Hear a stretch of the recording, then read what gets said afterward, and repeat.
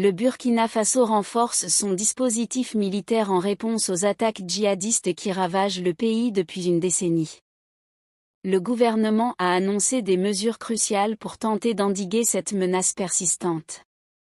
Les autorités ont officialisé la création de nouveaux bataillons d'intervention rapide, BIR, portant leur nombre à 28, ainsi que l'augmentation des groupements d'unités mobiles d'intervention, GUMI, de la police à 13. Par ailleurs, un vaste recrutement de plus de 14 000 militaires et de milliers de volontaires pour la défense de la patrie, VDP, a été engagé. Ces VDP, bien que considérés comme un renfort indispensable, font l'objet de nombreuses accusations d'exaction contre des civils. Ces nouvelles unités ont été mises en place sous l'impulsion du capitaine Ibrahim Traoré, qui dirige le pays depuis le coup d'État de 2022. Cette montée en puissance vise à reprendre le contrôle des territoires tombés sous l'emprise des groupes armés djihadistes, responsables de plus de 26 000 décès parmi les civils et les forces de défense et de sécurité. Le Premier ministre Rintalba Jean-Emmanuel Ouédraogo a également souligné les efforts de réinstallation des personnes déplacées internes. Plus d'1 million d'entre elles ont pu regagner environ 700 localités, bien que le pays comptait encore plus de 2 millions de déplacés internes en mars 2023, selon le Haut-Commissariat de l'ONU pour les réfugiés. Le gouvernement affirme avoir repris 71% du territoire autrefois occupé par ces groupes armés.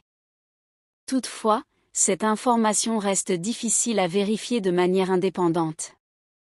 Pendant ce temps, la menace djihadiste continue de se rapprocher dangereusement de la capitale, Ouagadougou, avec des insurgés désormais présents à moins de 100 km au nord et à l'est. Ces groupes armés adoptent des stratégies de contrôle des routes à travers des embuscades et des enlèvements, ce qui perturbe gravement les chaînes d'approvisionnement.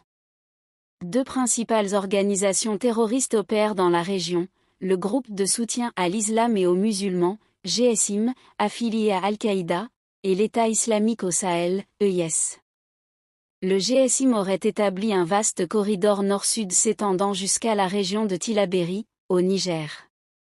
Face à cette situation critique, le gouvernement burkinabé met en avant sa détermination à restaurer la sécurité et la souveraineté sur l'ensemble du territoire.